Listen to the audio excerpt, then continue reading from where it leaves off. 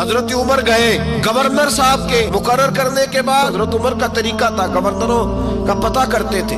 आपका तरीका ये था कि जिस इलाके का गवर्नर होता है उसकी जामे मस्जिद में सब लोगों को जमा कर, और फिर गवर्नर को भी बुलाते। तो कहते कोई शिकायत है गवर्नर की तो बताओ। मस्जिद में जमा किया, लोग इकट्ठे हो गए। हजरत फारूक आजम रदी अल्लाह ताला उन्होंने फरमाया गवर्नर की कोई शिकायत है तो बताओ। तो सूबे के लोग कहने लगे 4 शिकायतें हैं गवर्नर साहब की। कौन सी?